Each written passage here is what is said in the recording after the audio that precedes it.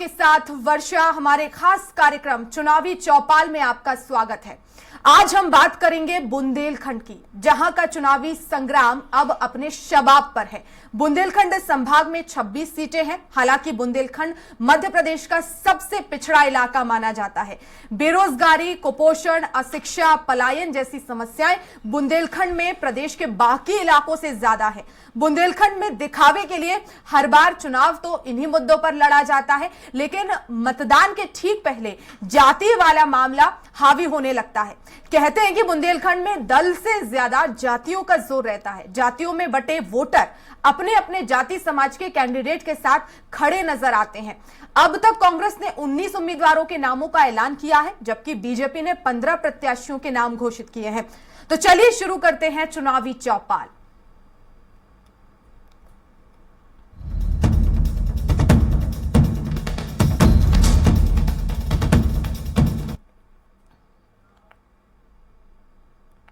तो चुनावी चौपाल में हम जानेंगे कि बुंदेलखंड का मिजाज क्या है, मतदाता के मन में आखिर क्या चल रहा है संभाग में, क्योंकि 26 सीटें हैं। और आपको बता दें कि बुंदेलखंड में दल से ज्यादा जातियों का जोर रहता है। जातियों में बटे ये वोटर अपने अपने कैंडिडेट का साथ देते हैं। तो यहां से बीजेपी और कांग्रेस ने अपने अपने प्रत्याशियों का ऐलान कर दिया है। कुछ सीटों पर नाम बाकी है। 26 सीटें इस बुंदेलखंड क्षेत्र में हैं, लेकिन यहां पर जातिगत फैक्टर एक बड़ा जो है मायने रखता है, क्योंकि यहां पर जातियों पर ज्यादा जोर दिया जाता है। मतदाता भी यहां पर अपनी अपनी जातियों के प्रत्याशियों को वोट देते हैं। तो बीजेपी और कांग्रेस की तरफ से प्रत्याशियों का ऐलान कर दिया गया है। सुर्खी से अगर हम बात करें तो गोविंद सिंह राजपूत बीजेपी से प्रत्याशी बनाए गए हैं। नीरज शर्मा यहां प्रत्याशी हैं। ब्रज बिहारी पटेरिया बीजेपी से प्रत्याशी बनाए गए हैं। हर्ष यादव पर कांग्रेस ने भरोसा जताया है। दिलचस्प ये मुकाबला होगा, देखना होगा 3 दिसंबर को आखिर नतीजे क्या कहेंगे। देवरी विधानसभा में बीजेपी और प्रत्याशी ने अपना घोषित किया है। रहली विधानसभा से गोपाल भार्गव बीजेपी प्रत्याशी हैं। मजबूत चेहरा है, कद्दावर नेता है, लेकिन कांग्रेस की तरफ से अभी तक इसमें तो नरियावली विधानसभा से प्रदीप लारिया बीजेपी के प्रत्याशी हैं। सुरेंद्र चौधरी कांग्रेस से प्रत्याशी बनाए गए हैं। नरियावली विधानसभा में भी एक रोचक मुकाबला हमें देखने को मिलेगा। बुंदेलखंड क्षेत्र की हम बात कर रहे हैं, 26 विधानसभा सीटें हैं। सागर में आपको बता दें कि शैलेंद्र जैन जो कि बीजेपी से प्रत्याशी बनाए गए हैं, निधि जैन को यहां कांग्रेस ने अपना प्रत्याशी उतारा है। दोनों के बीच मुकाबला दिलचस्प होगा, देखने वाली बात होगी 3 दिसंबर को नतीजे क्या होंगे। वीरेंद्र लोधी पर बीजेपी ने भरोसा जताया है। तरवर सिंह लोधी कांग्रेस से प्रत्याशी बनाए गए हैं। मुकाबला इन दोनों प्रत्याशियों के बीच भी काफी ज्यादा महत्वपूर्ण हो जाएगा। लेकिन यहां आपको एक चीज बता दें कि यहां सपा और बसपा भी एक बड़ा जनाधार लेकर चलते हैं। टीकमगढ़ की बात करें तो अभी प्रत्याशी घोषित नहीं है बीजेपी की तरफ से। यादवेंद्र सिंह यहां प्रत्याशी कांग्रेस की तरफ से बनाए गए हैं। टीकमगढ़ विधानसभा पर भी अब काफी रोचक मुकाबला देखने को मिलेगा। हालांकि बीजेपी की तरफ से प्रत्याशी कौन होगा ये देखने वाली बात होगी। जतारा की बात करें तो बीजेपी प्रत्याशी अभी तक घोषित नहीं हुआ है। किरण सिंह अहिरवार को यहां पर कांग्रेस ने टिकट दिया है। तो एससी वोटर्स यहां पर ज्यादा हैं और ऐसे में यही वजह है कि जातिगत समीकरणों को ध्यान में रखा जाता है। पृथ्वीपुर विधानसभा से बीजेपी प्रत्याशी अभी घोषित नहीं है। नितेंद्र सिंह राठौर को यहां कांग्रेस ने अपना प्रत्याशी घोषित किया है। मुकाबला इस बुंदेलखंड में काफी दिलचस्प होगा। खरगापुर विधानसभा सीट की बात करें तो राहुल सिंह लोधी बीजेपी से प्रत्याशी बनाए गए हैं और चंदा सिंह गौर कांग्रेस से प्रत्याशी बनाई गई हैं। दोनों के बीच कड़ा मुकाबला देखने को मिल रहा है। और खरगापुर विधानसभा ये तस्वीर हम आपको बता रहे हैं। बीजेपी और कांग्रेस दोनों ने अपने प्रत्याशी घोषित कर दिए हैं। तो महाराजपुर विधानसभा से अगर बात करें तो कामाख्या प्रसाद बीजेपी से प्रत्याशी हैं। नीरज दीक्षित को कांग्रेस ने अपना प्रत्याशी बनाया है। इनके बीच भी कड़ा मुकाबला है। नतीजे क्या होंगे, जनता किसे पसंद करेगी ये तो 3 दिसंबर को पता चलेगा। लेकिन यहां पर जातिगत समीकरणों का ध्यान सभी पार्टियों को रखना होता है जब भी वो प्रत्याशी मैदान में उतारती हैं, क्योंकि यहाँ मतदाता अपनी अपनी जाति के जो प्रत्याशी होते हैं उन्हें वोट करते हैं।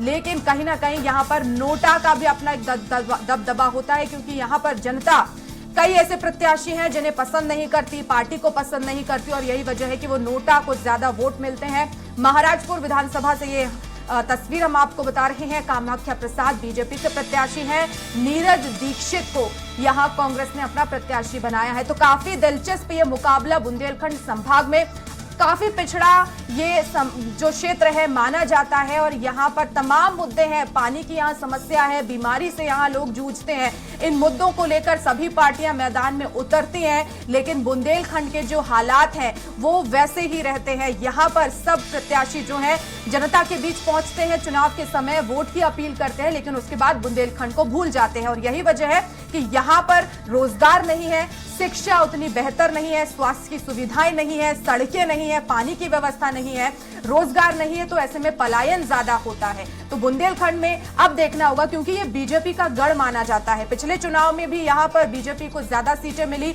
और उससे 2003 और उसके बाद में लगातार यहाँ बीजेपी को बहुमत मिलता आया। इन सीटों पर कांग्रेस के खाते में भी सीटें हैं, लेकिन बीजेपी का ये गढ़ माना जाता है। इस बार नतीजे क्या होंगे 2023 में, ये देखने वाली बात होगी।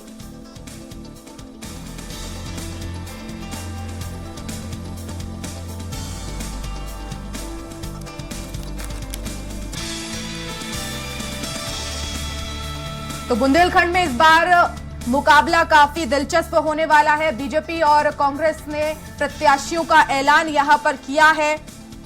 तो पिछले अगर चुनाव की बात करें तो बीजेपी के पास यहां 18 सीटें थी, कांग्रेस के खाते में 7 सीटें आई थी और बीएसपी के पास 1 सीट थी। तो बहुजन समाज पार्टी और समाजवादी पार्टी का भी यहां पर दबदबा है। और ऐसे में कहीं ना कहीं अगर प्रत्याशियों में जो है, कहीं मतदाताओं को प्रत्याशी पसंद नहीं आते हैं, समाजवादी पार्टी और बहुजन समाज पार्टी यहां पर खेल बिगाड़ने में कामयाब हो जाते हैं, तो बीजेपी और कांग्रेस को यहां पर नुकसान हो जाता है। लेकिन नोटा को भी यहां पर मतदाता काफी पसंद करते हैं।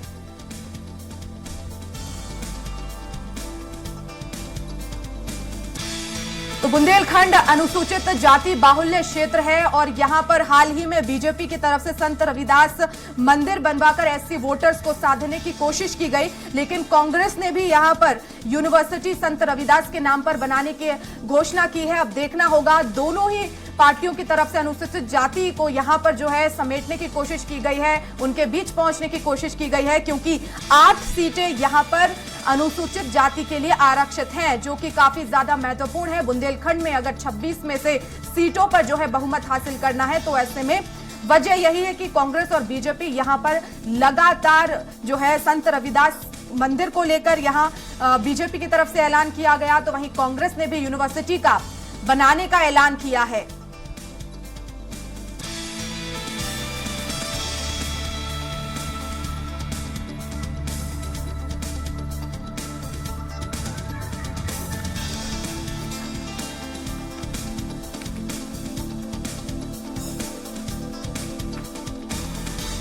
तो 26 सीटों पर अब मुकाबला काफी दिलचस्प देखने को मिलेगा।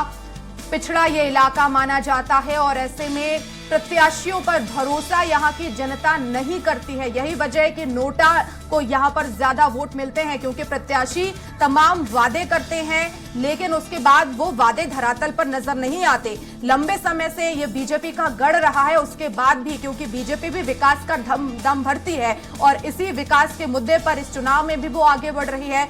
उसका दावा है कि हमने तमाम क्षेत्रों में जो अति पिछड़े हैं वहां पर काम किया है, सड़कें दी हैं, पानी हर घर तक पहुंचाया है और ऐसे में शुद्ध पेयजल की व्यवस्था की है, स्वास्थ्य पर भी खासा फोकस है। लेकिन बुंदेलखंड में वो तस्वीर उलट नजर आती है।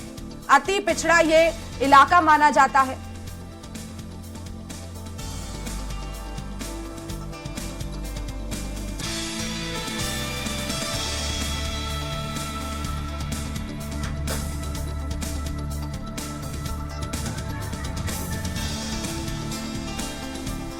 तो 26 सीटें बुंदेलखंड में, मुकाबला काफी दिलचस्प होगा। 17 नवंबर को मतदान है, जनता किसे पसंद करेगी ये 3 दिसंबर को साफ हो जाएगा। लेकिन 2023 का विधानसभा चुनाव इस बार काफी अहम माना जा रहा है। बीजेपी और कांग्रेस दोनों ही पार्टियां पूरे दमखम के साथ चुनाव लड़ रही हैं। बीजेपी जहां दोबारा सत्ता में वापसी करने के लिए जो है तमाम जोर आजमाइश कर रही है, तो वहीं कांग्रेस जो कि पिछली बार उसे बहुमत मिला लेकिन सरकार गिर गई और एक बार फिर से सरकार बनाने की रेस में आगे है।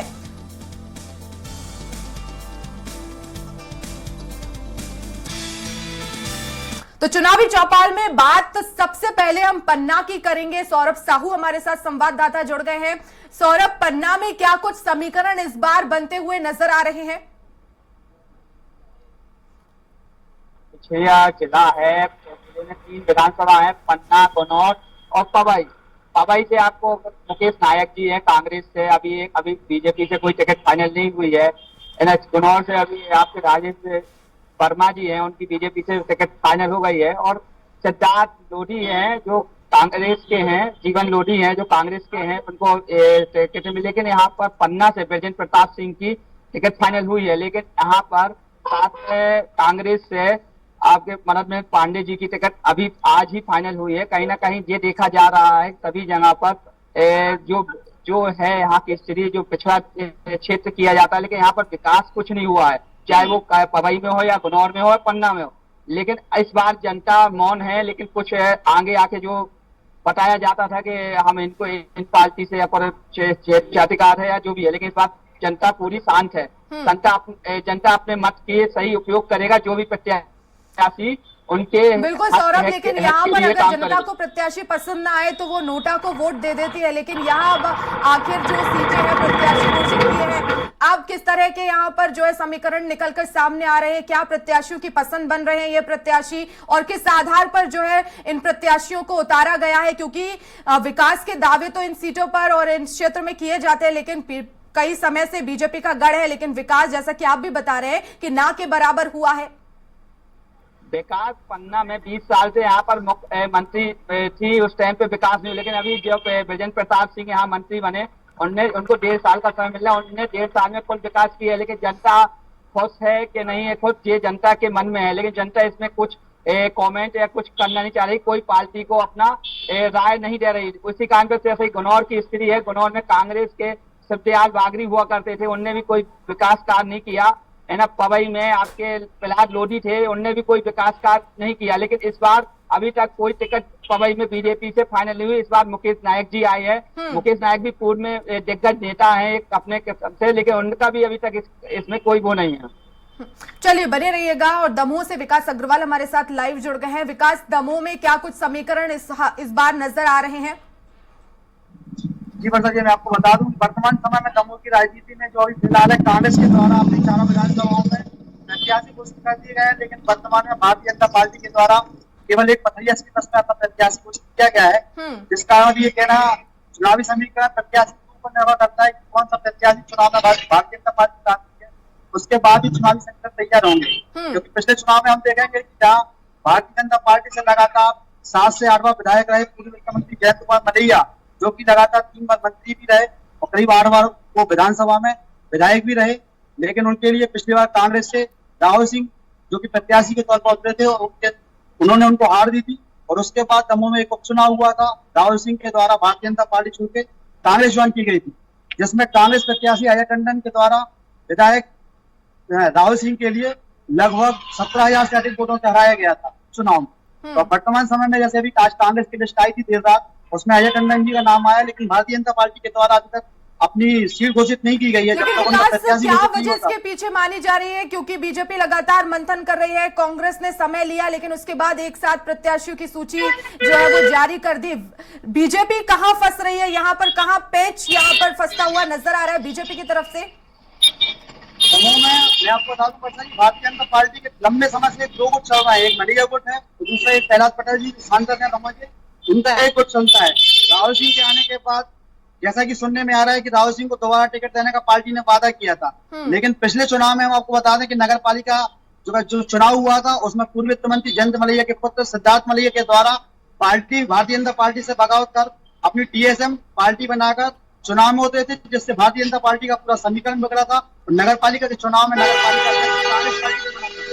आने वाले चुनाव में भी भारतीय जनता पार्टी को अगर मलैया परिवार से टिकट नहीं मिलती है तो हो सकता है कि सिद्धार्थ मलैया फिर कोई अगर ऐसा कदम उठाते हैं तो भारतीय जनता पार्टी को बड़ा नुकसान यहाँ पर उठाना पड़ सकता है, जिसको लेकर शायद भारतीय जनता पार्टी अपना प्रत्याशी चिन्हित करने में अभी तक इतना समय लगा रही है। लेकिन कितने नाम यहाँ से रेस में आगे हो सकते हैं? क्योंकि जैसा कि आप बता रहे हैं कि नाराजगी यहाँ देखी जा रही है, यही वजह है कि बीजेपी यहाँ पर फंसती हुई लगातार नजर आ रही है, मंथन यहाँ पर चल रहा है। नाराजगी कुछ नहीं है, नाराजगी केवल यही है कि भारतीय जनता पार्टी पे बड़ा डर है कि अगर मान लो मलिया परिवार से टिकट देते हैं तो चूंकि लोधी बाहुल्य क्षेत्र भी है यहाँ पर, और रावल सिंह को अगर टिकट ना मिली और लोधी समाज ने अगर विरोध किया तो भारतीय जनता पार्टी को उसका खामा भुगतना पड़ सकता है। और अगर मलिया परिवार को टिकट नहीं मिलती और सिद्धार्थ मलिया ने कोई ऐसा कदम उठाया तो जिससे फिर चुनाव में, क्योंकि जैन समाज का वोट बैंक भी यहाँ अच्छा खासा 35,000 का वोट बैंक है, तो उससे भी कहीं ना कहीं भारतीय जनता पार्टी को नुकसान होने की संभावना है। इसलिए पार्टी को लंबा समय लग रहा है। सुनने में ये भी आ रहा है कि पार्टी हो सकता है इन दोनों को छोड़ के तो तीसरा प्रत्याशी भी मैदान में उतार सकती है। बिल्कुल विकास, लेकिन क्योंकि समाजवादी पार्टी और बहुजन समाज पार्टी भी यहाँ अच्छा जनाधार रखती है, तो क्या उनकी तरफ से भी प्रत्याशियों का ऐलान हुआ है? और अब कितना समीकरण यहाँ पर बदला हुआ नजर आएगा अगर दोनों ही पार्टियों की तरफ से यहाँ प्रत्याशी उतारे जाते हैं तो? मैं अगर लोकल दमोह विधानसभा की बात करूं तो दमोह विधानसभा में केवल और केवल भारतीय जनता पार्टी और कांग्रेस के प्रत्याशियों का ही चुनाव होता है। दमोह के पथरिया विधानसभा क्षेत्र की बात करूं तो उनके चुनाव में बहुजन समाज पार्टी से विधायक रही रामबाई सिंह परिहार, जिन्होंने अपने प्रतिद्वंदी भाजपा और कांग्रेस से अधिक वोट प्राप्त कर वहां की विधायक बनी थी, और इस बार पुनः उन्हें भारतीय बहुजन समाज पार्टी के द्वारा विधानसभा की टिकट दी गई है पथरिया विधायक रामबाई सिंह परिहार को। तो दमोह विधानसभा में इसका कोई फर्क नहीं पड़ेगा विकास, लेकिन क्योंकि बीजेपी यहाँ लंबे समय से है और ऐसे में लगातार विकास के दावे किए जाते हैं, लेकिन जमीनी हकीकत क्या कहती है? क्या वो जो दावे हैं और जो वादे किए गए थे क्या वाकई में जमीनी स्तर पर नजर आ रहे हैं, हमें धरातल पर देखने को मिल रहे हैं? मैडम, हम बस ये बात करें अगर दमोह विधानसभा की मूलभूत समस्या थी लंबे समय से पानी की समस्या। पूर्व वित्त मंत्री जयंत मलिया के द्वारा यहाँ पर 3 सदरू योजना चालू की गई थी, जिनसे दमोह शहर में जो पहले काफी लोग खाली कुप्पे लेके निकलते थे, सड़कों पर उतरते थे, दिन रात वो महिलाएं पानी भरने के लिए टैंकरों का इंतजार करती थी या नलों में लंबी लंबी लाइन लगती थी। तो ये निश्चित है कि पिछले पूर्व वित्त मंत्री जयंत मलिया के कार्यकाल में ये पानी की समस्या खत्म हुई है। लेकिन पिछले रोजगार की अगर हम बात करें तो रोजगार के नाम पर दमोह में कोई भी एक उद्योग या कोई भी विद्यालय महाविद्यालय यहाँ नहीं खोला गया है। पिछले उपचुनाव में हम बता दें कि मुख्यमंत्री शिवराज सिंह चौहान के द्वारा राहुल सिंह के समय यहाँ पर मेडिकल कॉलेज की घोषणा की गई थी, लेकिन जनता उसको आज भी खुनखुना समझती है। तहसीलवार में उसका भूमि पूजन हुआ था, लेकिन आज दिनांक तक उसको लेकर बिल्कुल, तो विकास दमोह में मुकाबला काफी दिलचस्प होगा। कांग्रेस ने प्रत्याशियों का ऐलान कर दिया है, बीजेपी से अभी चेहरे आना बाकी है, देखना होगा ये मुकाबला कैसा होगा। बहुत शुक्रिया तमाम जानकारी के लिए। और चलिए टीकमगढ़ में अब आखिर किस तरह का माहौल है जानेंगे। राजेश यादव हमारे साथ जुड़ गए हैं। राजेश, टीकमगढ़ में फिलहाल क्या कुछ समीकरण देखने को मिल रहे हैं? बीजेपी और कांग्रेस में यहाँ सीधा मुकाबला है या फिर समाजवादी पार्टी और बीएसपी भी यहाँ दम भर रही है? जी वर्षा जी, मैं बता दूं टीकमगढ़ जिले में 3 विधानसभा आती है, टीकमगढ़, खरगापुर और जतारा। यहाँ से कांग्रेस ने अपने तीनों विधानसभाओं पर स्थिति साफ कर दी है। जहाँ से टीकमगढ़ से पूर्व मंत्री यादव सिंह बुंदेला को उम्मीदवार कांग्रेस ने बनाया है, तो वहीं से खरगापुर से चंदा सुरेंद्र सिंह गौर को कांग्रेस ने उम्मीदवार बनाया है, और जतारा आरक्षित सीट से किरण अहरवाल को कांग्रेस ने उम्मीदवार बनाया है। केवल भाजपा ने केवल अभी खरगापुर सीट पर उम्मीदवार घोषित किया है। जो हाल ही में कैबिनेट मंत्री में राहुल सिंह को कैबिनेट मंत्री बनाया गया था, उन्हें भाजपा ने केवल उम्मीदवार बनाया है। लेकिन अगर तीनों विधानसभाओं पर स्थिति देखें तो टिकट क्लियर होने के बाद ये स्थिति साफ हो पाएगी। लेकिन खरगापुर विधानसभा की बात की जाए तो यहाँ से जो अजय यादव हैं, कमलनाथ जी के करीबी माने जाते थे और मीडिया विभाग के उपाध्यक्ष थे, उन्होंने टिकट न मिलने के चलते नाराजगी जताई है और इस्तीफा देकर बगावत कर दी है। तो यहाँ पर कहीं ना कहीं त्रिकोणीय मुकाबला देखने को मिलेगा। और जतारा सीट की अगर बात की जाए, राजेश, लेकिन यहाँ क्योंकि बगावती तेवर नजर आ रहे हैं, इसी वजह से बीजेपी यहाँ पर प्रत्याशियों को लेकर लगातार मंथन कर रही है, क्योंकि बीजेपी लंबे समय से यहाँ पर है, बीजेपी का गढ़ है, लेकिन उसके बाद भी जरूरत पड़ रही है कि प्रत्याशियों को लेकर मंथन करना पड़ रहा है। जी बिल्कुल, प्रत्याशियों की भी बीजेपी की यहाँ बात की जाए तो बीजेपी में प्रत्याशियों की लंबी लिस्ट है। यहाँ पर चयन करने में बीजेपी को कठिनाई हो रही है कि आखिर किस प्रत्याशी को यहाँ पर मैदान में उतारा जाए। इसी वजह से बीजेपी कहीं ना कहीं कंफ्यूज है और देरी हो रही है। जी, लेकिन आखिर विकास इस क्षेत्र में कितना ज्यादा अहम हो जाता है? दावे और वादे दोनों ही पार्टियां यहाँ पर करती हुई नजर आती है, लेकिन धरातल पर स्थिति क्या कह रही है? राजेश जी, धरातल की बात बता दूं कि यहाँ पर बेरोजगारी का सबसे बड़ा मुद्दा है। टीकमगढ़ में कोई रोजगार का इतना बड़ा साधन नहीं है कि यहाँ के लोगों को यहाँ रोजगार उपलब्ध हो सके। यहाँ के लोगों को रोजगार के लिए बाहर महानगरों की ओर पलायन करना पड़ता है। यहाँ सबसे बड़ा मुद्दा बेरोजगारी का है, जिस कारण से यहाँ ये बड़ा मुद्दा चुनाव में उभर कर सामने आएगा। फिलहाल एक और मुद्दा टीकमगढ़ जिले में मेडिकल कॉलेज का था, जो अभी शिवराज सिंह ने यहाँ पर घोषणा की है और जिसका भूमि पूजन किया है, लेकिन धरातल पर अभी कोई दिखाई नहीं दे रहा है। लेकिन जातिगत समीकरण यहाँ मायने रखते हैं राजेश। ये जो कांग्रेस की तरफ से 3 प्रत्याशी घोषित किए गए हैं, इसमें भी ध्यान रखा गया है जातिगत समीकरणों का? जी बिल्कुल, जातिगत समीकरणों की बात की जाए तो फिलहाल अभी तक किसी पार्टी ने जातिगत समीकरणों का ध्यान नहीं रखा है। अब हालांकि यहाँ पर यादव, अहिरवार, अन्य समाज माहौल क्षेत्र में है, जिसको लेकर के अभी तक किसी भी पार्टी ने कोई भी ध्यान नहीं रखा है। अब आगे जो समाजवादी पार्टी ने भी फिलहाल इन किसी भी सीटों पर प्रत्याशी घोषित नहीं किए हैं। केवल जतारा सीट पर जो कांग्रेस के उम्मीदवार थे RR बंसल, उन्होंने टिकट न मिलने के कारण बगावत की है, उन्होंने सपा का दामन थामा है। तो जतारा में भी त्रिकोणीय मुकाबला देखने को मिलेगा। चलिए, तो मुकाबला काफी दिलचस्प होने वाला है। बुंदेलखंड में देखना होगा कि किस तरह के नतीजे यहां रहेंगे। 26 सीटें हैं, 18 बीजेपी के पास थी, बाकी 7 और 1 सपा के पास थी। लेकिन क्योंकि यहां पर कांग्रेस ने प्रत्याशियों का ऐलान कर दिया है, बीजेपी की तरफ से नहीं किया गया है, अभी और भी मंथन जारी है। लेकिन अब देखना होगा कि नतीजे क्या कुछ कहेंगे। यहां पर जनता ने प्रत्याशियों को पसंद किया है या फिर नोटा को, क्योंकि यहां पर नोटा जो है ज्यादा पसंद किया जाता है जनता के द्वारा। खैर, चुनावी चौपाल में आज के लिए फिलहाल इतना ही। कल हम फिर हाजिर होंगे। नमस्कार।